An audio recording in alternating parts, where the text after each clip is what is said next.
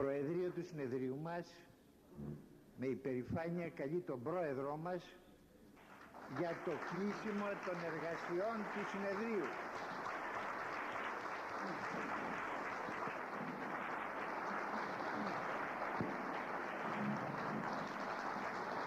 Το συνέδριο τελειώνει με κορυφωμένο το ενδιαφέρον.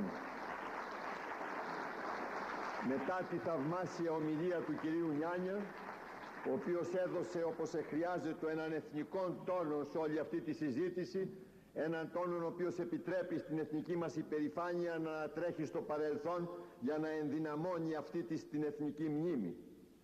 Τελειώνει με μεγάλη επιτυχία και οφείλω να διατυπώσω τα ειλικρινή μου συγχαρητήρια. Το έκαναν ήδη και άλλοι, το έκανε ήδη ο κύριος Θαναηλάκης, ο καθηγητής μας, πρόεδρος της Οργανωτικής Επιτροπής, προς όλους εκείνους οι οποίοι εργάστηκαν με αφοσίωση στις αρχές και στην πίστη για την οποία έχουν για το κόμμα, εργάστηκαν πολλές μέρες, πολύ καιρό για την επιτυχία και την κατάφεραν απόλυτη. Δεν θέλω να μνημονεύσω καθέναν χωριστά, γιατί ασφαλώς θα κάνω πολλές παραλήψεις. Θα μου επιτρέψετε όμως να κάνω μίαν εξαίρεση.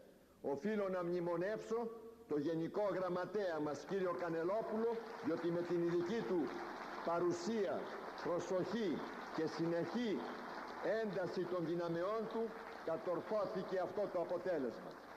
Και το αποτέλεσμα ήταν η δική μας συμμετοχή να είναι ικανοποιητική στο έπακρον, το επίπεδο των συζητήσεων πολύ υψηλό, οι εισηγήσεις των εισηγητών άξιες να τυπωθούν και να διανεμηθούν σε όλους όσους θέλουν να δουν πώς πρέπει να δουλεύουν τα κόμματα, αλλά και η παρουσία των ξένων εκπροσώπων πολύ τιμητική για μας, διότι εξαντλήθηκαν σε λόγους κολακευτικούς, τους οποίους όπως εφάνηκε από την διατύπωση και των τόνων των ομιλιών τους τις επίστευαν παρά σαν διατύπωση ευγενικών φιλοφρονήσεων μας απίφθηναν. Πιστεύω ότι το συνεδριό μας αυτό δεν επιβεβαίωσε απλώς την παρουσία μας, μια παρουσία την οποία αμφισβητούν οι ανόητοι, οι κακεντρεχείς και εκείνοι οι οποίοι δεν έχουν καμία άλλη σκέψη παρά την ταπεινή υπηρέτηση των κομματικών των συμφερόντων. Το συνεδριό μας επιβεβαίωσε τη χρησιμότητα αυτής της παρουσίας, την αναγκαιότητα και την ωφελιμότητά της για τον τόπο. Θα είμαστε όλοι διατεθειμένοι, και εγώ και εσείς, να μην ασχοληθούμε πλέον με την πολιτική ζωή του τόπου, αν υπήρχε μια άλλη πολιτική δύναμη ικανή να πάρει εκείνη τη σημαία των ευγενικών αγώνων και να προχωρήσει εκείνη μπροστά, ώστε να μην έχουμε εμείς την ανάγκη να γινόμαστε σημειοφόροι των ιδεών που οι άλλοι εγκαταλείπουν ή περιφρονούν ή παραγνωρίζουν. Η δημοκρατική ανανέωση είναι αναγκαία στον τόπο ακόμη πολύ περισσότερο, λόγω της κρισιμότητας των περιστάσεων, οι οποίες ορθώς από απόψεως εξωτερικών κινδύνων περιεγράφει ήδη, αλλά και λόγω της κρισιμότητας των εσωτερικών περιστάσεων, για τις οποίες είναι υπεύθυνα όλα τα άλλα κόμματα και οι ηγεσίες των κατέχουν το μεγαλύτερο μέρος αυτής της ευθύνης. Δεν αναλογίζονται που οδηγούν των λαών οι φιλοδοξίες τους, που δεν έχουν κανένα άλλο σκοπό παρά την υπηρέτηση κομματικών συμφερόντων. Δεν αναλογίζονται ότι ο χρόνος πια μετριέται με πολύ μεγαλύτερη γρηγοράδα από ό,τι άλλοτε και χάνεται χρόνος πολύτιμος την ώρα που τα άλλα κράτη της Ευρώπης, κυρίως η Ευρώπη μας ενδιαφέρει, αλλά και άλλα κράτη οπουδήποτε της γης προχωρούν με ρυθμούς πολύ ταχύτερους από τους ειδικούς μας. Δεν αναλογίζονται ότι εμείς έχουμε ρυθμό ανάπτυξης 1 με 2% και αυτόν αμφισβητούμενον, γιατί οφείλεται στους διορισμούς που αυξάνουν το εισόδημα των προερχόμενων εξυπηρεσιών την ώρα που η γειτονική Τουρκία, απέναντι της οποίας ως χώρας και ως λαού δεν τρέφουμε καμία μυσαλλοδοξία, την ώρα που η γειτονική Τουρκία έχει επιτύχει ρυθμούς ανάπτυξης 7 και περισσότερο % που άλλοτε τους είχαν επιτύχει μόνον οι χώρες της Νοτιοανατολικής Ασίας, και εμείς εδώ στο δικαστήριο, στη Βουλή, με την επανάληψη των ίδιων και ίδιων συζητήσεων, στις εφημερίδες με τις ίδιες μικρότητες, με την ίδια μικροπολιτική διάθεση. Ποιος ασκεί πολιτική στην Ελλάδα? Μικροπολιτική ασκείται, και όχι μόνο στις στήλες τις σχετικές των εφημερίδων. Και αισθάνονται, όπως αντιλαμβάνομαι, ικανοποίηση οι υποτιθέμενοι αντιπαλοί μας, ή μάλλον εκείνοι που μας υποθέτουν ως αντιπάλους, αισθάνονται ικανοποίηση, γιατί η δημοκρατική ανανέωση δεν επέτυχε στις τελευταίες εκλογικές αναμετρήσεις ένα ποσοστό που θα της επέτρεπε να παίξει πιο σημαντικό ρόλο στις πολιτικές εξελίξεις. Αισθάνονται την ικανοποίηση εκείνου ο οποίος ξέρει πολύ καλά τις ενοχές του και βλέπει ότι κάποιος ο οποίος θα μπορούσε να τις αποκαλύψει έχει καταστεί αδύνατος να το κάνει από τις ειδικές τους ηθελημένες και ένοχες συμπεριφορές, τις οποίες όμως κάποια στιγμή ο ελληνικός λαός θα αντιληφθεί, γιατί δεν είναι δυνατόν να παραπλανάτε επί τόσο μακρόν. Και σήμερα αυτός ο λαός που μας παρεξήγησε, που μας κατηγόρησε, που πολλοί από αυτούς μας συκοφάντησαν και που οι περισσότεροι δεν μας εψήφισαν, και όταν ο λαός δεν σε ψηφίζει δεν σου χρειάζεται καμία μεγαλύτερη ταπείνωση. Αυτή είναι η μεγαλύτερη προσβολή που μπορεί να σου κάνει ένας λαός, να μην σε ψηφίζει έστω και να ομιλεί για σένα ευνοϊκά.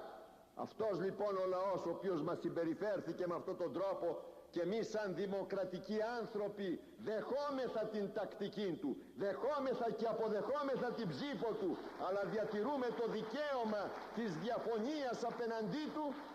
Αυτός ο λαός άρχισε να διερωτάται, μα πού είναι η δημοκρατική ανανέωση? Γιατί δεν ακούγεται? Με ρωτούν πολλοί αν τάχα παρατηθήκαμε από την προσπάθεια την πολιτική, εάν αυτό σημαίνει παραμερισμό, εάν ο πολιτικός μας λόγος εξαντλήθηκε, εάν εστήρευσε η αγωνιστική μας διάθεση. Και δεν χρειάζεται απάντηση, τουλάχιστον δεν χρειάζεται απάντηση απευθείας. Η ίδια μας η πορεία θα δώσει την απάντηση. Το επισημαίνω όχι για να απαντήσω, αλλά γιατί είναι ένα ενθαρρυντικό σημείο. Εκείνοι οι οποίοι άλλοτε συμπεριφέρονται απέναντί μας το λιγότερο με περιφρόνηση, σήμερα να ανησυχούν για την απουσία μας από την πολιτική σκηνή, μια απουσία την οποία επέβαλε η τακτική των αντιπάλων μας, η εξαγορά της μοναδικής έδρας την οποία πετύχαμε τότε να κερδίσουμε, η οποία μας εστέρισε τη δυνατότητα του κοινοβουλευτικού λόγου, και πολύ περισσότερο μας εστέρισε τη δυνατότητα των πολιτικών χειρισμών. Θα μας την εστερούσε ούτως ή άλλως αυτή τη δυνατότητα η απόφαση του εκλογοδικείου, η οποία φαντάζομαι κατατάσσεται περισσότερο εις την χωρία των πολιτικών αποφάσεων παρά των αποφάσεων που αξίζουν να καταχωρηθούν στα νομικά περιοδικά. Αλλά εν πάση περιπτώσει, ανεξαρτήτως εάν και αυτή την ψήφο θα την εμείωνε η απόφαση του εκλογοδικείου που προσέθεσε άλλη μία έδρα με μία περίεργη αιτιολογία στη Νέα Δημοκρατία, μέχρι εκείνη τη στιγμή θα είχαμε τη δυνατότητα να παίξουμε πολύ πιο σημαντικό ρόλο και να ζητήσουμε να τηρηθούν οι εγγυήσεις που ζητήσαμε όταν εδίναμε αυτή την ψήφο και αυτή την έδρα για το σχηματισμό κυβέρνησης, όταν αυτό μας είχε επιβάλει εδώ και ένα χρόνο το εθνικό μας καθήκον. Αποδείξαμε τη χρησιμότητα της παρουσίας μας αυτές τις μέρες, και είμαι βέβαιος ότι αν ο ελληνικός λαός θα μπορούσε να παρακολουθήσει πολύ περισσότερο από ότι ο περιορισμένος χρόνος της τηλεόρασης και των ραδιοφώνων του το επέτρεψε, να παρακολουθήσει όλη τη συζήτηση, θα είχε πολλά να μάθει. Κάποια στιγμή σκέφτηκα να πω τη λέξη να διδαχθεί, αλλά δεν πρέπει να είμαστε και υπερβολικοί. Θα είχε πολλά να μάθει, και πιστεύω ότι θα άρχιζε ακόμη περισσότερο να τρέπεται προς λογικότερες, ψυχρεμότερες και εθνικώς ωφέλιμες σκέψεις. Όλα αυτά είναι καλά και ίσως μας παρασέρνει και από μια εγωιστική διάθεση που όλοι αισθανόμαστε και από μια ανάγκη να απονείμομεν σε αυτούς και αλλήλους των δίκαιων αλλά κάπως υπερβολικό έπαινο, παρασυρώμεθα μέσα σε αυτή τη διάθεση και από ενθουσιασμό, ο οποίος δεν δικαιολογείται πολύ από τα πράγματα.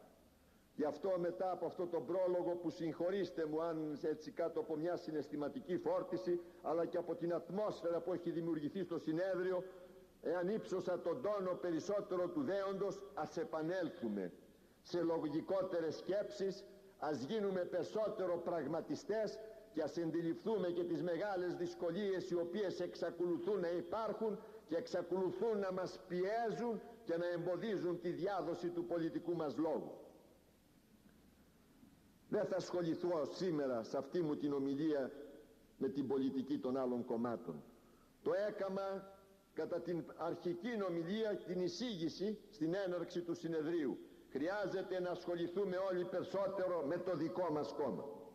Να δούμε τις δυνατότητές μας, να δούμε τις προσδοκίες που μπορούμε να δημιουργήσουμε και αν αυτών των προσδοκιών μπορεί να γίνουμε εγγυητέ αξιόπιστοι.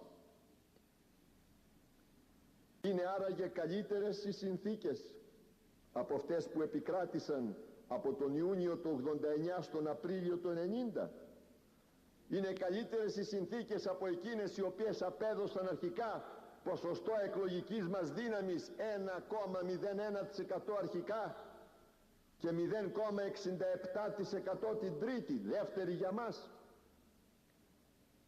Ή απλώς θέλουμε να ενθαρρύνουμε τον εαυτό μας και να συνεχίζουμε έναν αγώνα ο οποίος δεν οδηγεί πουθενά παρά μόνο σε μια εσωτερική ικανοποίηση, η οποία ψυχολογικά μπορεί να φτάνει σε πολλούς, αλλά δεν φτάνει πολιτικά για να φανούμε χρήσιμοι όπως επιθυμούμε στον τόπο? Πιστεύω ότι οι περιστάσεις θα είναι καλύτερες και πιστεύω ότι οι περιστάσεις, χειροτερεύοντας για τον τόπο, καλυτερεύουν για μας. Δεν θα το επιθυμούσα σε καμία περίπτωση. Θα ήθελα να καλυτερεύουν οι περιστάσεις για τον τόπο, να επιτυχαίνουν οι κυβερνήσεις, να επιτυχαίνουν οι αντιπολιτεύσεις, να είναι ικανοποιημένος ο λαός για την ψήφο την οποία έδωσε, να ακολουθεί με ενθουσιασμό εκείνους τους οποίους μέχρι στιγμής έχει ακολουθήσει και να μας έχει διαγράψει οριστικά από τη σκέψη του ή την επιθυμία να μας ξαναδεί στην πολιτική σκηνή. Αλλά οι επιθυμίες αυτές που είναι ειλικρινείς απολύτως, σας διαβεβαιώ, αυτή τη στιγμή δεν ανταποκρίνονται στην πραγματικότητα. Ο λαός είναι απογοητευμένος, είναι πικραμένος.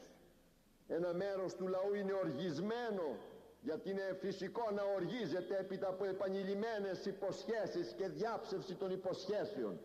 Είναι φυσικό αν σκεφτεί κανείς τι του έλεγαν προεκλογικά, πόσα του επαρουσίαζαν θετικά, όταν ήταν βέβαιο από τότε ότι δεν είναι τίποτε άλλο παρά η αρνητική όψη των πραγμάτων που επικρατούσε. Είναι φυσικό να οργίζεται, να αγανακτεί. Αλλά αυτή του η οργή και αυτή του η αγανάκτηση, για να επανέλθουμε στην πραγματική εκτίμηση της κατάστασης, δεν έχει μετατραπεί ακόμη υπέρ ημών σε αύξηση των ψήφων και των οπαδών μας. Είναι απλώς μια κατάσταση η οποία διευκολύνει ή θα διευκολύνει τη δική μας άνοδο, εάν εμείς λειτουργήσουμε σωστά, εάν εμείς όχι εκμεταλλευτούμε, γιατί η λέξη αυτή έχει κάτι το κακόηχο την ώρα των εθνικών δυσχεριών να μιλάει κανείς για εκμεταλλευσή τους, αλλά αν εμείς ούτε καν επωφεληθούμε, ανταποκριθούμε σε αυτή την πικρία και σε αυτή την αγανάκτηση και σε αυτή την οργή και υπενθυμίσουμε τη δική μας τάση και συμπεριφορά, η οποία και αυτή ακόμη την πικρία την είχε προαναγγείλει. Το ερώτημα τίθεται πάντοτε από απόψεως μέσων διαδόσεως του πολιτικού μας λόγου. Καλά τα λέμε, μας το λένε κι άλλοι. Είμαστε ικανοποιημένοι από αυτά που μέχρι τώρα έχουμε πει, ή έτσι νομίζουμε, έτσι πιστεύουμε. Αυτήν την ικανοποίησή μας, αυτή τη διατύπωση των δικών μας σκέψεων, πώς θα την περάσουμε απ' έξω? Εφημερίδες δεν έχουμε. Μερικές στήλες σε σπάνιες περιπτώσεις μας αναφέρουν. Δεν μπορούμε καν, γιατί δεν είμαστε δημαγωγοί, δεν μπορούμε καν να δημιουργήσουμε εντυπωσιακές ειδήσεις, έστω ψεύτικες, σαν αυτές που άλλα κόμματα με ιδιαίτερη επίδοση σε αυτό το τομέα άλλοτε δημιουργούσαν. Δεν μπορούμε να υποσχεθούμε. Βέβαια θα μου πείτε και ότι υποσχέσεις να δίναμε δεν θα μας επίστευαν, αλλά θα μπορούσαμε μέσω των υποσχέσεων να ζητήσουμε να γίνουμε ισχυρότεροι, ώστε και ο λόγος μας να γίνει πιστικότερος μέσα από μια τέτοια ισχύ στηριζόμενη στην παραπληροφόρηση, στην παραπλάνηση και στη δημαγωγία. Δεν μπορούμε να δημαγωγήσουμε, δεν ξέρουμε να δημαγωγούμε, δεν ξέρουμε να ψευδόμαστε, ούτε επιθυμούμε να ψευστούμε, γιατί δεν επιθυμούμε με αυτά τα μέσα να αυξήσουμε την πολιτική μας δύναμη. Πώς να πλησιάσουμε τις εφημερίδες, όταν σήμερα οι εφημερίδες από μέσα μαζικής ενημέρωσης δεν έχουν γίνει τίποτε άλλο παρά μέσα επιδιώξεως επιχειρηματικών συμφερόντων. Έχει υποθεί άπειρες φορές ότι έχουν εκλείψει οι εκδότες παλαιού τύπου και έχουν αντικατασταθεί από επιχειρηματίες οι οποίοι επιδιώκουν την επικράτησή τους στον επιχειρηματικό χώρο μέσω των εφημερίδων που διευθύνουν. Ή είναι ψέματα? Το ίδιο δυστυχώς για τα ραδιόφωνα, οι ίδιοι άνθρωποι, το ίδιο για την τηλεόραση, οι ίδιες ομάδες συμφερόντων. Και εμείς με ένα φύλλο ανανεωτικού αγώνος που έχει αποτύχει και ως εφημερίδα και ως ενημερωτικό φύλλο, ένα φύλλο που στέλνεται σε πολύ μικρό αριθμό οπαδών και είμαι βέβαιος ότι δεν διαβάζεται. Δεν διαβάζεται γιατί κανείς δεν κάθεται συνεχώς να ασχολείται με την πολιτική φλιαρία, που δεν έχουμε τίποτα άλλο να γράψουμε σε αυτή την εφημερίδα, δεν έχουμε δημοσιογράφους για να την κάνουμε ελκυστική, δεν έχουμε χρονογράφους να μας γράψουν χρονογραφήματα, δεν έχουμε φωτογράφους καν να φωτογραφίσουν την επικαιρότητα, δεν είναι εφημερίδα, είναι ένα δελτίο τύπου το οποίο θα εστέλετο ή μάλλον στέλνεται σε αντικατάσταση ενός τέτοιου δελτίου και δεν είναι επιτυχημένο. Εδώ τα πράγματα δεν έχουν καλυτερέψει.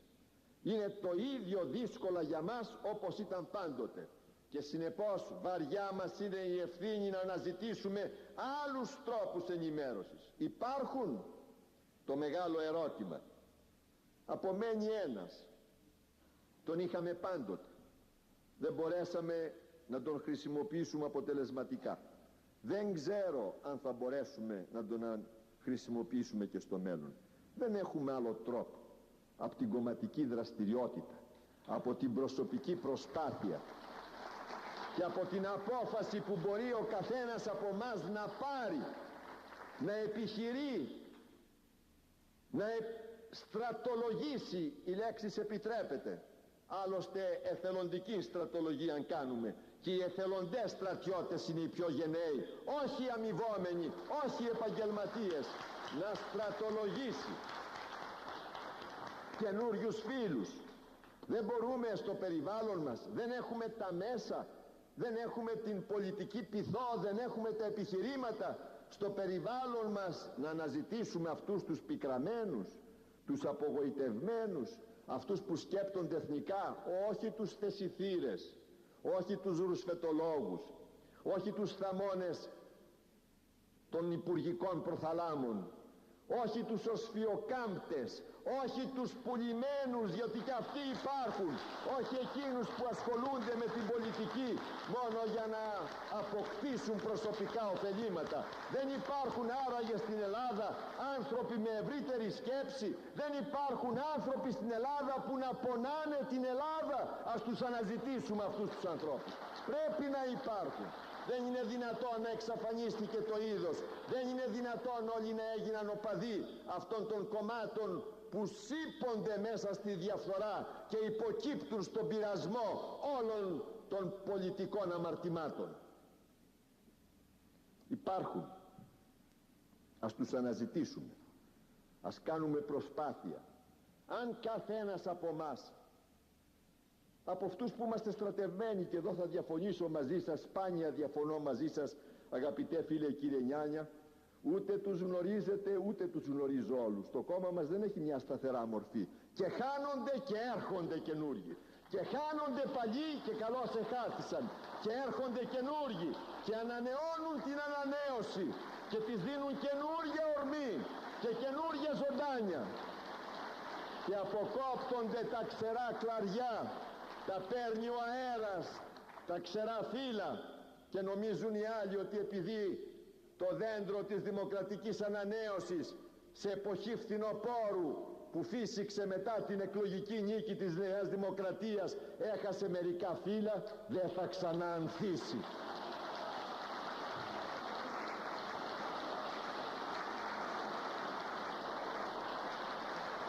Έχουμε επιχειρήματα και τα άνθη φέρνουν καρπούς πάντοτε. Γι' αυτό είμαστε τώρα στην περίοδο της ανθοφορίας ακόμα.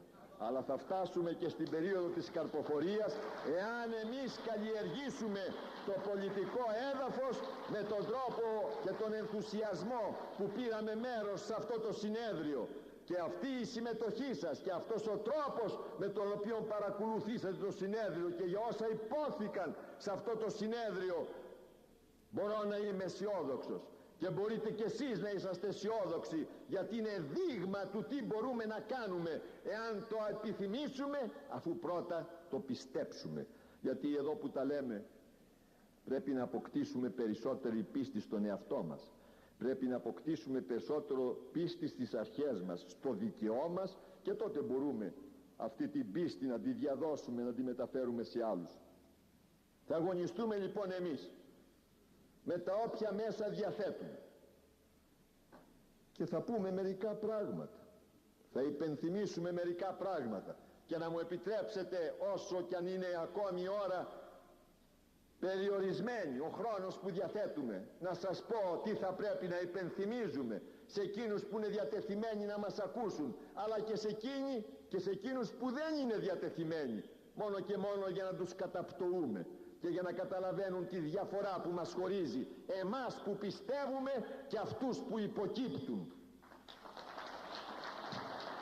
Να τους θυμίσουμε πρώτον πόσο ψεύτικες ήταν οι κατηγόριες που διατυπώθηκαν απέναντί μας.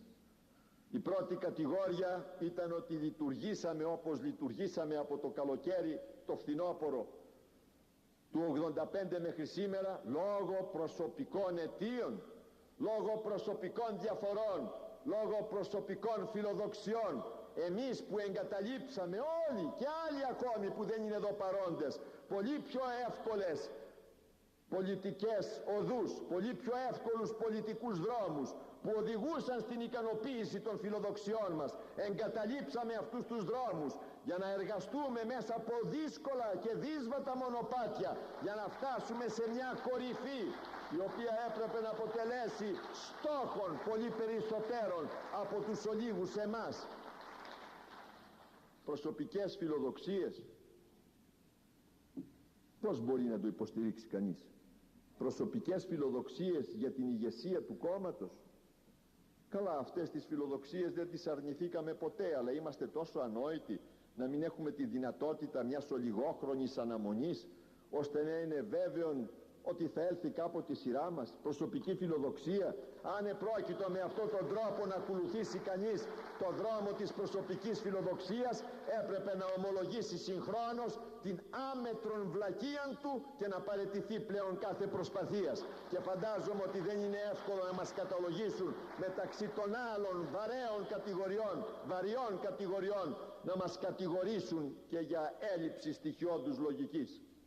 Και θα υπενθυμίσω ότι μέσα σε αυτή τη διάθεση της συκοφαντίας απέναντί μας, όταν πρωτοξεχωρίσαμε από τη Νέα Δημοκρατία και ξεχωρίσαμε με διάθεση ανανεωτική, πραγματικά προοδευτική υπό την καλή έννοια, με διάθεση να βοηθήσουμε τον τόπο, μας είπαν ότι είμαστε ακροδεξιοί. Δέχομαι τον όρο, δεν με τρομάζει τίποτα, αλλά εδώ είχε την έννοια του ακροδεξιού ενός ανθρώπου ο οποίος τι έκανε τόσο καιρό? Δεν έκανε τίποτε άλλο παρά στήρων αντικομουνισμών. Ήταν η εποχή που θεωρείται γόνιμος ο κομμουνισμός και όποιος έκανε αντικομμουνισμόν επέρναγε στην περιοχή της στηρότητος. Τώρα απεκαλύφθη ότι αυτός ο κομμουνισμός, τον οποίο εμείς χτυπάγαμε σε ιδεολογικό και μόνον επίπεδο, χωρίς να αναφερόμεθα σε τίποτα το προσωπικό, ούτε καν στην πρόσφατη ιστορία του τόπου, αυτός ο κομμουνισμός αποδεικνύεται πόσο ψεύτικος σαν ιδεολογία, πόσο μάταιος σαν προσπάθεια ευτυχίας των λαών ήταν. Και έχουμε και αυτό ακόμη το δικαίωμα να πούμε ναι, μέσα από αυτό τον χώρο το φιλελεύθερο, αν θέλετε, όπως θέλετε πέστε το, δεξιό, κεντρό, δεν με νοιάζει. Εμείς υπήρξαμε εκείνοι οι οποίοι ενερήτερον παντός άλλου είχαμε το θάρρος να καταγγείλουμε μια ιδεολογία και μια επανάσταση η οποία δεν οδηγούσε πουθενά αλλού παρά στην υποδούλωση των λαών, και το λέγαμε αυτό το πράγμα για να μας πούν ότι εμείς ασκούμε στήρα πολιτική. Τώρα ας μας το πούνε.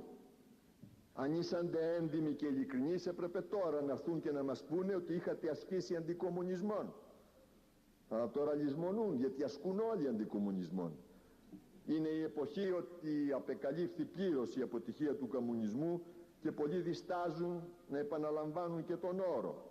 Δεν υπήρξαμε λοιπόν ούτε ακραίοι, ούτε φανατικοί, ούτε μυσαλλόδοξοι. Απλώς επιδιώξαμε έγκαιρα εδώ και πολλά χρόνια να υποδείξουμε εκείνο που έπρεπε να το βλέπουν όλοι, αλλά δεν ήθελαν για λόγους προοδευτικούς, πολιτικούς ή άλλους να το ομολογούν, ότι μόνον η ελευθερία αξίζει στον άνθρωπο, ότι μόνον αυτή πρέπει κανείς να υπηρετεί, και μόνο μέσα σε ένα φιλελεύθερο καθεστώς μπορεί να ζήσει κανείς μια ανθρώπινη ζωή και να γίνει συγχρόνως εκείνος πραγματικός υπηρέτης της αρχής της κοινωνικής δικαιοσύνης, την οποία πάντοτε σεβαστήκαμε και την οποία πάντοτε αναγνωρίσαμε ως το μόνο θετικό σημείο μιας ιδεολογίας, η οποία όμως ως εκ των μέσων που χρησιμοποιούσε και ίσως ακόμη χρησιμοποιεί, δεν μπορούσε να ικανοποιήσει αυτή τη μεγάλη αρχή, μπροστά στην οποία δεν υπάρχει καμία αβεβαιότητα, καμία αμφιβολία, κανένας αντίλογος, καμία αντίθετη επιχειρηματολογία. Να θυμίσουμε λοιπόν ότι οι κατηγόριες δεν μας πιάνουν, διότι εμείς που κατηγορηθήκαμε δήθεν για εχθρικά αισθήματα απέναντι του μητρικού κόμματος, υπήρξαμε εμείς που επιτρέψαμε με την ψήφο μας να σχηματίσει κυβέρνηση, και το λησμονούν.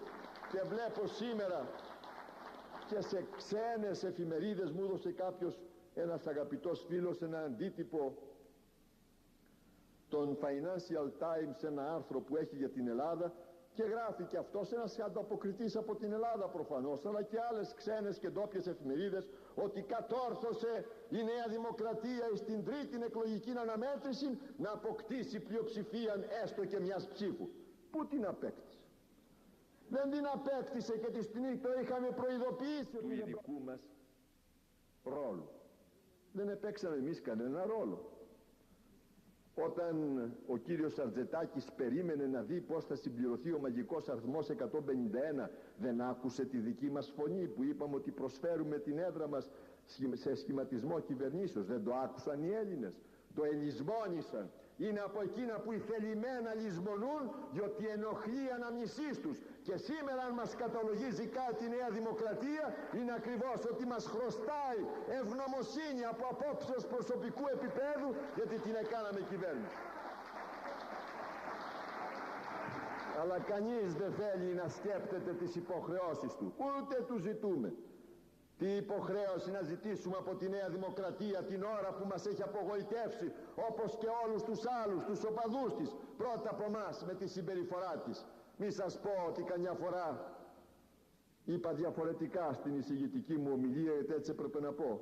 Καμιά φορά ντρέπομαι που επίστεψα έστω και προς στιγμή τον κύριο Μητσοτάκη.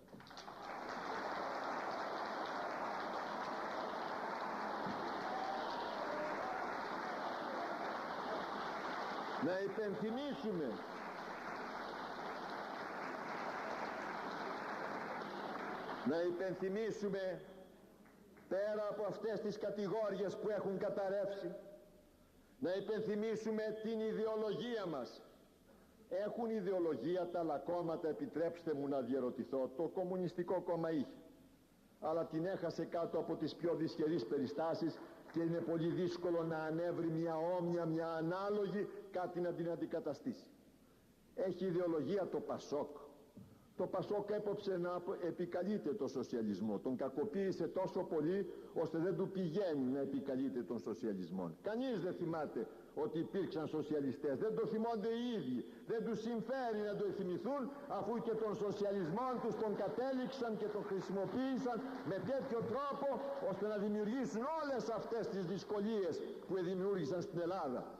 Και σήμερα και στην προχθεσινή την πρώτη δίκη και σε τούτη που συνεχίζεται, ποιος από τους κατηγορουμένους θυμάται τουλάχιστον να επικαλεστεί τα σοσιαλιστικά του ιδεώδη? Παρθενώνες επικαλείται ο πρώτος κατηγορούμενος, δεν ξέρω την αθωότητά τους επικαλούνται οι σημερινοί και μπορεί να είναι αθώοι και τους το εύχομαι. Το σοσιαλισμό του δεν τον επικαλέστηκε κανείς, ούτε πρόκειται εις υπεράσπιση των ανομιμάτων του να τον επικαλεστεί. Έχει ιδεολογία η Νέα Δημοκρατία. Η ιδεολογία έχει τον θρόνο της εγκαταστήσει στο μέγαρο της οδού Ριγίλης και από εκεί βασιλεύει ανάλογα με το όνομα που φέρνει η επώνυμος οδός. Ρίγισσα του φιλελευθερισμού η Ριγίλης. Ψεύτικοι μιμητές, ψεύτικη χαλκομανία φιλελευθερισμού, όχι πραγματική ιδέα για το τι σημαίνει φιλελεύθερος, όχι πραγματική επιθυμία να υπηρετήσουν ιδεολογίες και αρχές. Είναι η ιδεολογία η συναλλαγή, είναι η ιδεολογία τα σκάνδαλα, είναι η ιδεολογία η οικογενειοκρατία, είναι η ιδεολογία οι ανεπίτρεπτες πιέσεις προς διάφορες κατευθύνσεις. Αν αυτή είναι η ιδεολογία του φιλελευθερισμού, την αποκηρύσσομεν εξ ολοκλήρου. Αλλά δεν είναι. Δεν είναι η ιδεολογία του φιλελευθερισμού, είναι η ιδεολογία του κομματισμού. Και αυτή η ιδεολογία κυριαρχεί παντού σε όλα τα κόμματα. Είναι η μόνη που λατρεύεται, η μόνη που υπηρετείται. Και εμείς αρνηθήκαμε αυτές τις ψεύτικες ιδεολογίες και μιλάμε για πραγματική ελευθερία, για ελευθέρωση των πολιτών από τα δεσμά που η ίδια η πολιτική τους επιβάλλει. Η πολιτική έχει στόχο να ελευθερώσει τους ανθρώπους. Έτσι είναι, έτσι πρέπει να είναι. Και η πολιτική τους δεσμεύει. Δεν φοβούνται οι άνθρωποι ακόμη στην Ελλάδα. Δεν φοβούνται οι δημόσιοι υπάλληλοι. Δεν φοβούνται οι ατυχείς που δεν έχουν τη δύναμη να αντισταθούν στους ισχυρούς. Δεν φοβούνται αυτοί που καταφεύγουν στην εξυπηρέτηση των πολιτικών γραφείων.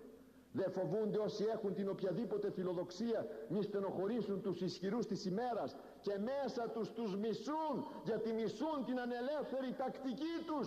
Εμείς ήρθαμε να τους ελευθερώσουμε, αλλά ποιος κοιτάει αυτή την ελευθερία όταν όλοι προτιμούν τα δεσμά μιας δημοσιοϊπαλληλικής θέσεως έναντι των μεγάλων αρχών της δημοκρατίας και του φιλελευθερισμού? Δεν υπάρχουν σήμερα ιδεολογίες.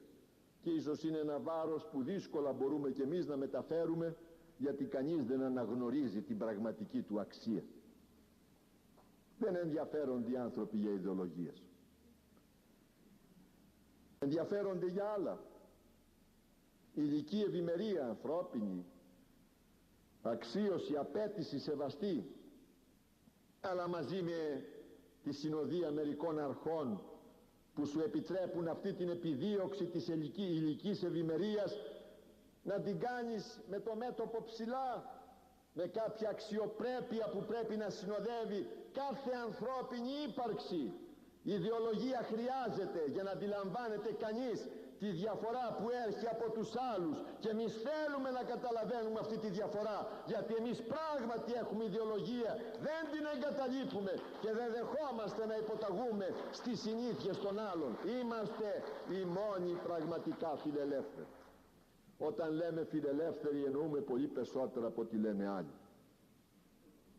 Εννοούμε την επιθυμία όπου βρίσκουμε την ελευθερία να την υπηρετούμε, και όπου βρίσκουμε θεσμούς, συνήθειες ή οτιδήποτε άλλο που την ενοχλούν να αντιστρατευόμαστε. Και αυτός ο άκρατος, ο απόλυτος φιλελευθερισμός μας σε μερικά πράγματα μπορεί να είστε και ακραίοι, και χρειάζεστε να είστε ακραίοι σε ό,τι αφορά την ελευθερία. Άλλες ακραίες θέσεις δύσκολα μπορούμε να αποδεχθούμε, αλλά την ακραία θέση της ελευθερίας, η οποία δεν πάβει να σέβεται ασφαλώς την ελευθερία του άλλου, μπορούμε σαν ακραία μας τοποθέτηση να συνεχίσουμε να την προβάλλουμε. Και αυτή μας η φιλελεύθερη διάθεση συνοδεύεται με ειλικρινή κοινωνική ευαισθησία. Μπορεί να παριστάνεται τον κοινωνικά ευαίσθητο χωρίς κανένα κόστος. Πολύ συμφέρει να παριστάνετε των φίλων, των αδικουμένων και να συντρώγετε με τους πλουσίους. Έχετε και το ένα και το άλλο, και τη συμπάθεια και την πλουσιοπάροχον περιποίηση των ισχυρών.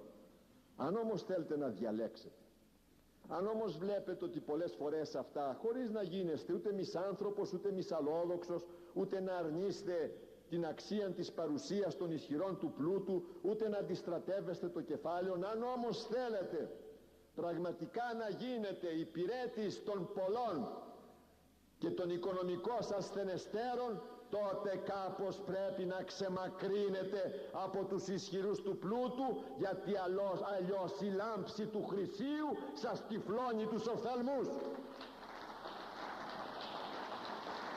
Παίρνουμε τις αποστάσεις μας και είμαστε πραγματικά κοινωνικά φιλελεύθεροι. Είμαστε πραγματικά άνθρωποι με κοινωνική ευαισθησία. Πονάμε για τις αδικίες που υπάρχουν. Δεν έχουμε τον τρόπο να τις αντιμετωπίσουμε. Δεν μένουμε όμως αδιάφοροι. Και επιθυμούμε πράγματι να δώσουμε μια διάσταση στο φιλελευθερισμό μας, που θα μας επιτρέψει να συναντηθούμε και με άλλους ανθρώπους που μπορεί να έρχονται από άλλες πλευρές. Καθένας διάλεξε το δικό του δρόμο, τη δική του εκκίνηση. Πολλοί βρεθήκαμε χωρίς να φταίμε σε ένα σημείο εκκινήσεως, χωρίς να το έχουμε διαλέξει. Μπορώ να σας πω για τον εαυτό μου ότι βρέθηκα σε ένα σημείο εκκινήσεως από γέννηση μου. Τι να κάνω.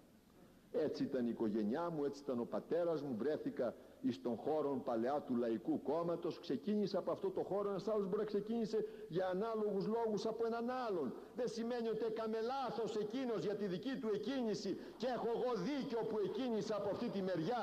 Μπορούμε κάλλιστα να συναντηθούμε εκεί που οι αρχές μας ενώνουν, εκεί που οι ιδεολογίες επιβεβαιώνονται, εκεί που αξίζει να αγωνίζεται κανείς.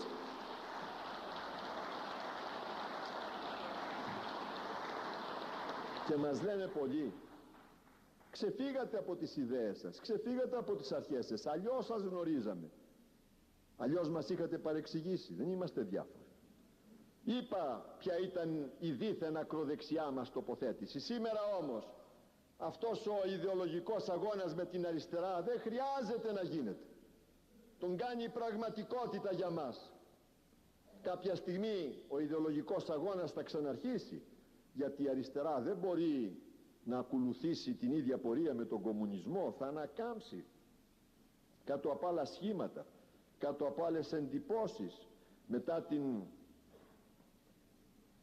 ολοκλήρωση αυτής της περίοδου θα υπάρξει αριστερά, η οποία αριστερά εκ των πραγμάτων είναι φιλελεύθερη, όπως και η ελληνική αριστερά υπήρξε φιλελεύθερη στις περιπτώσεις εκείνες που απειλείται, διότι αποτελεί η ίδια απειλή, αποτελούσε άλλοτε. Αυτή η απειλή δημιουργούσε απειλές εναντίον της και απαντούσε σε αυτές τις απειλές με φιλελεύθερες ιδέες. Εκεί όμως που η αριστερά έχει επικρατήσει, ακόμη και σε σοσιαλιστικά μη κομμουνιστικά καθεστώτα, εκεί δεν είναι φιλελεύθερη. Και θα αρχίσει πάλι μεταξύ μας κάποιος διάλογος, αλλά μέχρι τότε δεν χρειάζεται να επιμένουμε σε αυτή τη μορφή της ιδεολογικής αντιδικίας και μπορούμε κάλλιστα να βρούμε κοινούς στόχους. Και είμαι υπερήφανος γιατί άκουγα προχτές τους εκπροσώπους της ΕΔΑ και τους εκπροσώπους του Κομμουνιστικού Κόμματος Εσωτερικού να μιλούν περίπου σαν και εμάς, παραδεχόμενοι και εκείνοι ότι ξεκινούν από άλλες θέσεις και από άλλες απόψεις, αλλά να φαίνονται και εκείνοι ειλικρινείς υπερασπιστές της ελευθερίας και της κοινωνικής δικαιοσύνης. Το ερώτημα δεν είναι από πού έρχεσαι, το ερώτημα είναι πόσο αληθινά πιστεύεις.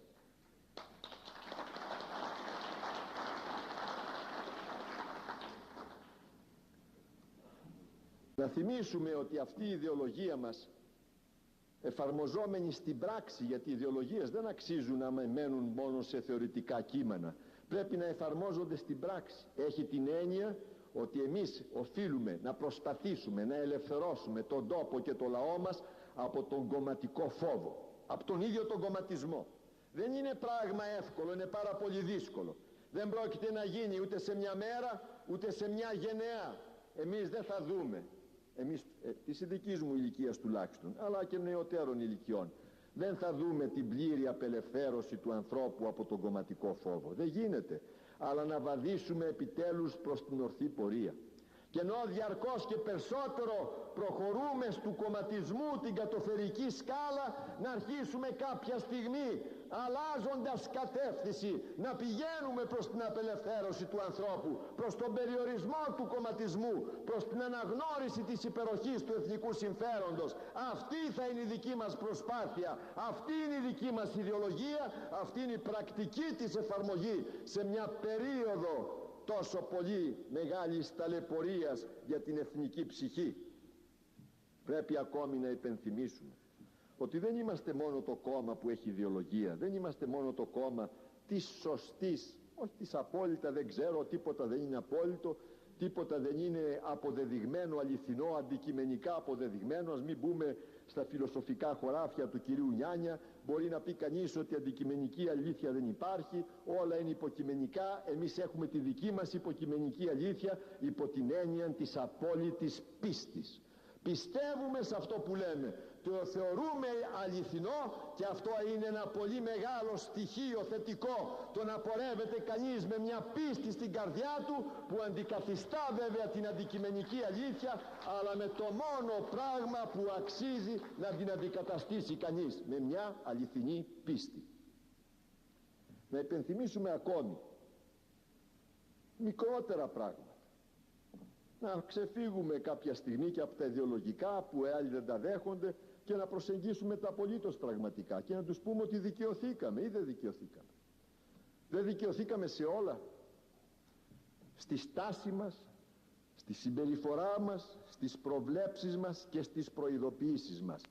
Πολλοί από εσάς είχατε ακούσει τους προεκλογικούς μας λόγους. Θυμόσαστε που λέγαμε για τις δυσκολίες που θα αντιμετωπίσει η Ελλάδα και η κυβέρνηση η οποία θα έρθει να την κυβερνήσει.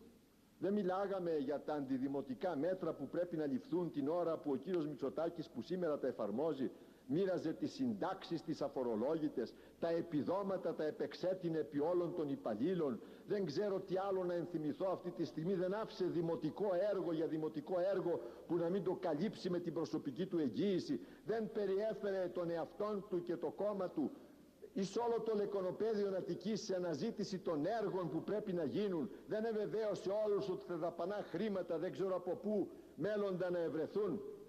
Εμείς ειδοποιήσαμε και ότι ο ρόλος μας θα ήταν πολύ πιο εύκολος αν δεν το κάναμε, και δεν είχαμε ανάγκη και να το κάνουμε. Ανάγκη είχαν εκείνοι που ζητούσαν την εξουσία από το λαό, γιατί εκείνοι έπρεπε να αποδείξουν ότι ήταν σε επίγνωση αυτής της κατάστασης. Εμείς θα μπορούσαμε να μείνουμε ένα κόμμα της αντιπολίτευσης χωρίς καμία ευθύνη και δεν έπρεπε να αναλάβουμε ίσως ούτε προεκλογικά την ευθύνη αυτών των προειδοποιήσεων, και όμως το κάναμε και είπαμε ότι ο τόπος βρίσκεται σε αυτές τις δυσκολίες, θα αντιμετωπίσει καινούριες, καταλογίσαμε σωστά τις ευθύνες, ή μήπως και αυτό δεν το κάναμε. Δεν κατηγορήσαμε το Πασόκ, εμάς που μας έλεγαν ότι είμαστε το δεκανίκι του και το στήριγμά του. Δεν είπαμε εμείς ότι όλες αυτές οι ευθύνες των ελλημάτων της οικονομικής κατάστασης οφείλονται στην κακή συμπεριφορά του Πασόκ. Δεν παρασυρθήκαμε όμως από το φανατισμό. Έπρεπε να δούμε τη διέξοδο. Το να παραμένεις στο φανατισμό έπειτα από μια διαπίστωση είναι εύκολο. Τι γίνεται για να ξεπεράσεις και τις δυσκολίες και το φανατισμό σου. Και είπαμε από τότε ότι χρειάζεται εθνική συνεργασία. Μας ειρωνεύτηκαν. Ακόμη σήμερα πολλοί μας ειρωνεύονται και δεν αντιλαμβάνονται οι άθλοι υπό την έννοια της αθλίας τύχιστον και της τύχης που τους περιμένει. Δεν αντιλαμβάνονται ότι χωρίς μια τέτοια εθνική συνεργασία αυτοί οι ίδιοι θα υποφέρουν. Ας πάρτε τον κομματισμό σας, ας πάρτε το φανατισμό σας, ας πάρτε τις σημαίες σας, ας πάρτε τα λαβαρά σας και οδηγηθείτε πού? Πού σας οδηγούν αυτά τα λάβαρα, σε ποιον κρυμνών ή σε ποια κορυφή? Δεν αντιλαμβάνεστε ότι όλοι μαζί χρειαζόμαστε, ότι χρειάζεται ο ένας να βοηθήσει τον άλλον για να μπορέσουμε όλοι να βοηθήσουμε τον εαυτό μας? Δεν καταλαβαίνετε που πάει η Ελλάδα, μα δεν βλέπετε ούτε ακούτε. Εάν δεν βλέπετε ούτε ακούτε, συνεχίστε την ίδια πορεία, θα μας παρασύρετε όλους, παρά την αντίσταση την οποία θέλουμε να προβάλλουμε. Αλλά αν πράγματι καταλαβαίνετε ότι οι προσωπικές ικανοποιήσεις τύπου σας κερδίσαμε, οι προσωπικές ικανοποιήσεις που δεν ξέρω ποια ευχαρίστηση και ποιο μέγεθος χαράς δίνουν να καταδιώξει τον αντίπαλο, τώρα είναι η σειρά μου, τώρα θα καταδιώξω εγώ εσένα, τώρα θα καταλάβω εγώ την θέση που κατήχες πρώτα. Εάν αυτές οι ικανοποιήσεις τους αρκούν, είναι πολύ κοντόφθαλμοι όλοι, και γι' αυτό αναβαθμίζεται ο ρόλος μας, για να μπορέσουμε να τους υποδείξουμε ότι η πολιτική δεν είναι αυτή, ότι υπερβαίνει τα κόμματα και δεν έχει παρά ένα μόνο στόχο, την υπηρεσία της πατρίδος και τη θυσίαση όλων των δυναμένων να θυσιαστούν χάριν της σωτηρίας της ή χάριν της ανασυγκροτησής της το λιγότερο. Να τους τα θυμίσουμε αυτά, ότι υπήρξαμε εμείς οι ειλικρινείς και εκείνοι οι ανηλικρινείς. Να τους θυμίσουμε ακόμη και τη συμπεριφορά μας στον τομέα της κάθαρσης, άλλο θέμα που έχει παραξηγηθεί, θέμα φορτισμένο συναισθηματικά. Παρακολουθώ πολλές φορές αυτή τη δίκη από την τηλεόραση, λυπούμε που το λέω. Όταν κάνει ένας δικαστής μια ερώτηση, καταλαβαίνω αν είναι Πασόκ ή Νέα Δημοκρατία, τόσο πολύ φαίνεται. Δεν μπορούν ούτε οι δικαστές να κρύψουν τα αισθήματά τους. Πώς να τα κρύψει ο πολύς λαός? Αμέσως καταλαβαίνεις. Ένας κύριος σε ρωτά, έχετε να μας πείτε τίποτα εναντίον του κυρίου Παπανδρέου? Δεν έχω. Τέρμα υπόθεσης. Άλλος κύριος προσπαθεί με επανειλημμένες ερωτήσεις να βγάλει κάποιο συμπέρασμα. Μήπως στις 25 Αυγούστου, όταν ο κύριος Χαλκιάς είπε αυτό, πράγματι έλειπε ο κύριος Παπανδρέου, αλλά ενισχύεται η άποψη και ξέρω εγώ ποιοι συλλογισμοί. Και εμείς επιχειρήσαμε από την πρώτη στιγμή να ξεκαθαρίσουμε ορισμένα πράγματα, τα οποία πάλι κανείς δεν θυμάται. Πάλι η ταχύτητα των πολιτικών εναλλαγών παρασύρει τις αναμνήσεις, παρασύρει βασικά την κοινή λογική και το αίσθημα που πρέπει να συνοδεύει κάθε επιδίωξη υπηρετήσεως του τόπου.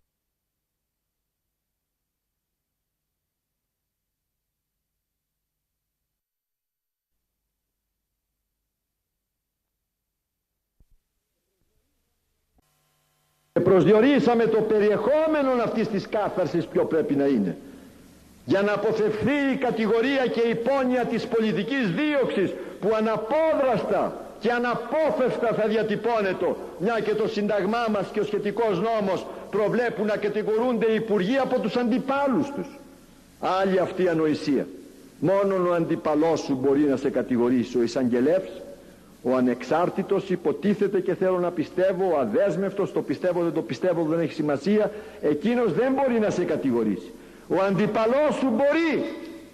Αφού λοιπόν μας ανέθεσε το Σύνταγμα έργα εισαγγελικά σε εκείνη την περίοδο, έπρεπε να τα ασκήσουμε με δικαστική, με εισαγγελική συνείδηση. Και εμείς τα ασκήσαμε όλοι με κομματικών φανατισμών, με κομματικών ενθουσιασμών θα έλεγα. Θυμάμαι τον ενθουσιασμό κυρίως της αριστεράς. Το τι είχαν πει αυτοί οι κύριοι της αριστεράς, από όλα τα μέρη και από όλα τα στοιχεία, τα σημεία της αριστεράς, διεδέχοντο εαυτούς και αλλήλους στο βήμα και εξαπέλυαν μύδρους και κεραυνούς, με στοιχεία ή χωρίς στοιχεία, κατά του κόμματος που κατηγορείτο, με την ελπίδα να κερδίσουν μερικές ψήφους, όπως και η Νέα Δημοκρατία συνέτασε εντάχει χωρίς καμία προσοχή, σαν να της έλειπαν οι εισαγγελείς, οι παλιοί και οι δικαστές και οι καθηγητές πανεπιστημίου και οι δικηγόροι για να συντάξουν ένα ευπρόσωπο κείμενο. Υπέγραφαν εντάχει οι κατηγόριες, οι οποίες δεν εφαίνονται να στηρίζουν νομικά κείμενα τα οποία ήταν διάτρητα από απόψεως συνοχής, για να επισπευστεί η παραπομπή των κατηγορηθέντων στο δικαστήριο. Και όταν εμείς είπαμε μερικά πράγματα αληθινά, λογικά, πάλι κατηγορηθήκαμε. Θυμάμαι την έχθρα τότε των νεοδημοκρατών, την απόλυτη πεποίθησή τους ότι είμαι εξαγορασμένος, ότι είμαι συνήγορος του Παπανδρέου. Μα αν ήθελα να γίνω συνήγορος του Παπανδρέου, θα θυμόμουν το παλιό μου επάγγελμα και θα πήγαινα και αμοιβόμενος να τον υπερασπιστώ. Ξέρω να κάνω αυτή τη δουλειά.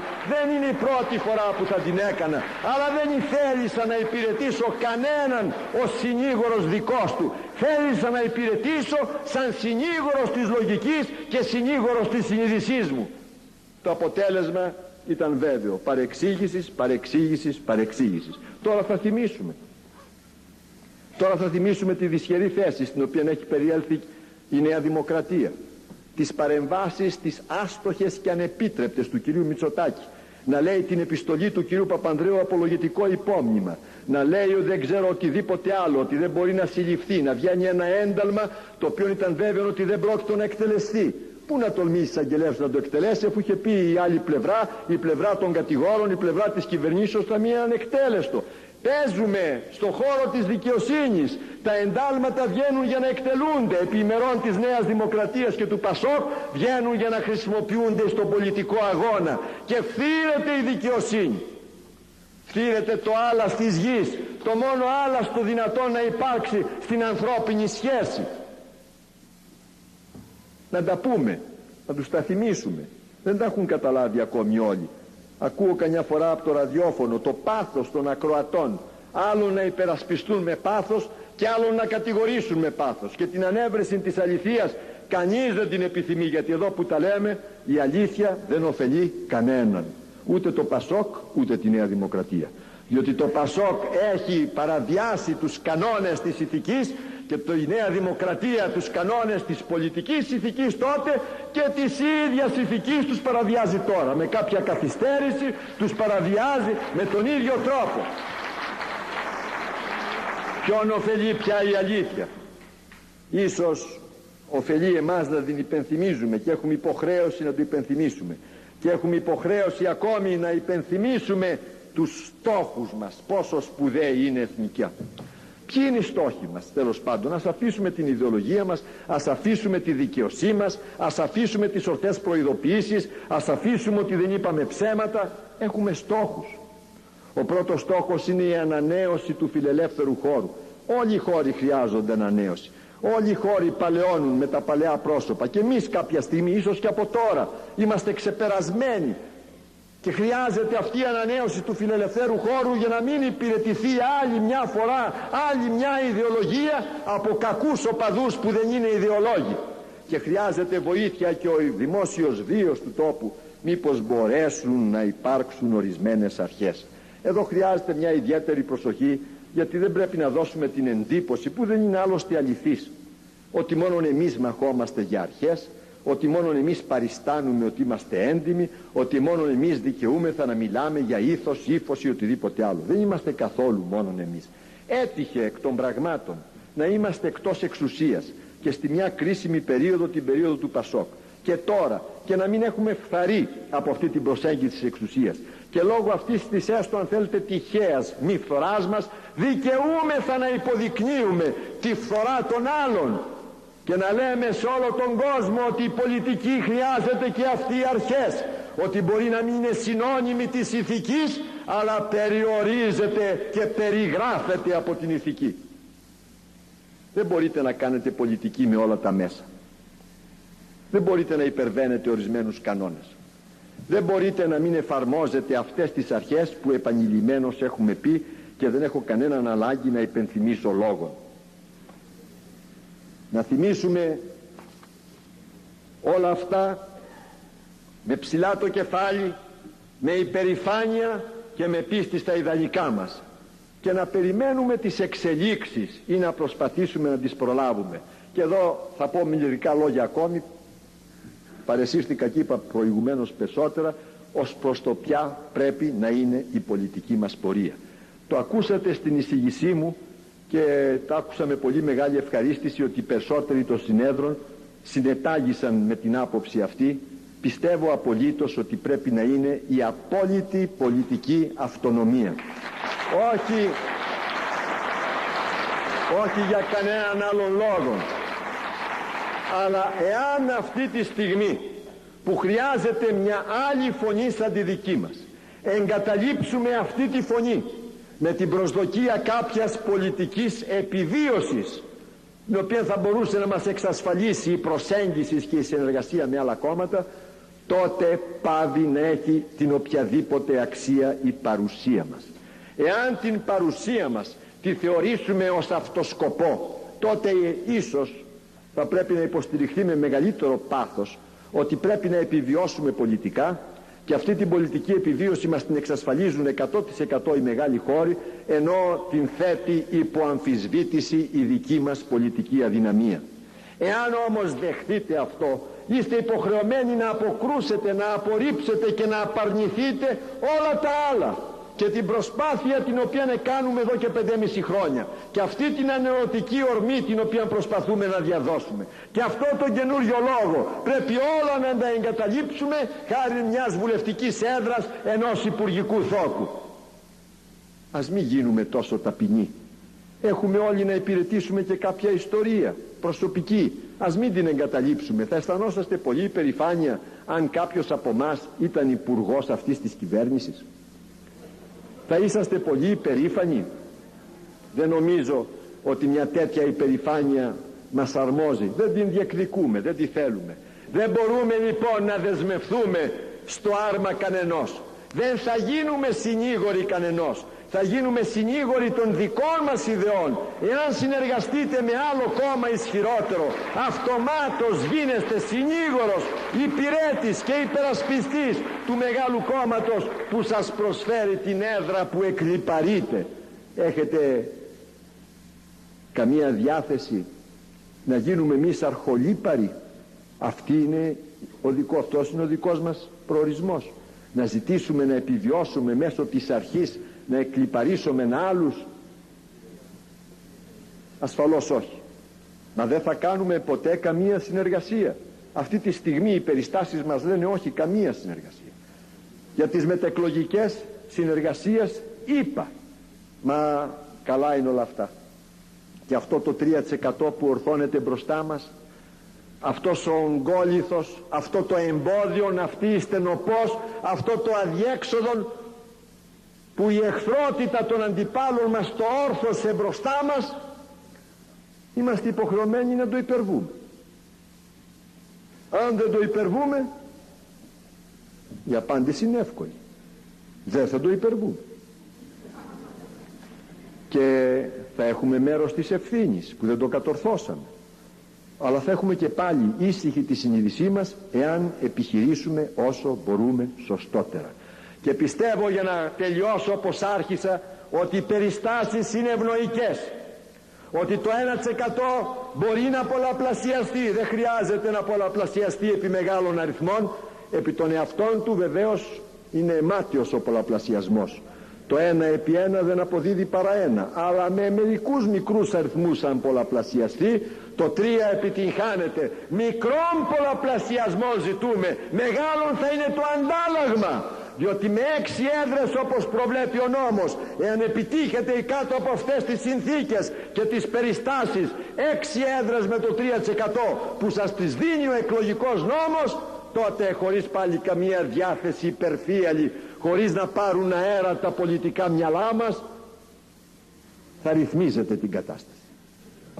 Με 6 έδρες θα ρυθμίζετε την κατάσταση. Και δεν πρόκειται εδώ να αναζητήσουμε ρόλο ρυθμιστού. Οι λέξεις «και κακόηχη» και «σε άσχημη ώρα ήρθε». Θα επηρεάζουμε την κατάσταση. Θα την επηρεάζουμε σωστά. Θα την επηρεάζουμε με τις αρχές μας. Θα παίξουμε το ρόλο μας. Θα δοκιμάσουμε τις δυνάμεις μας. Δεν είναι βέβαιο ότι οι δυνάμεις μας θα είναι επαρκείς. Δεν είναι βέβαιο ότι θα μας οδηγήσουν στην απόλυτη επιτυχία. Αλλά πιστεύω ότι αξίζει τον κόπο, εάν έχουμε την πίστη που σας είπα προηγουμένως, να δοκιμάσουμε τις δυνάμεις μας. Και ήρθε η ώρα η δημοκρατική ανανέωση να δοκιμάσει τις δυνάμεις της. Και αυτό σας καλώ να κάνετε, να δοκιμάσουμε τις ψυχικές μας δυνάμεις, την πολιτική μας σταθερότητα, την αφοσίωσή μας στα ιδεώδη και να προχωρήσουμε σε έναν δρόμο ο οποίος μπορεί να είναι χρήσιμος όχι για μας αλλά για αυτή την πατρίδα, για αυτό το λαό για τον οποίο αγωνιζόμαστε και θα συνεχίσουμε να αγωνιζόμαστε μέχρι τέλους.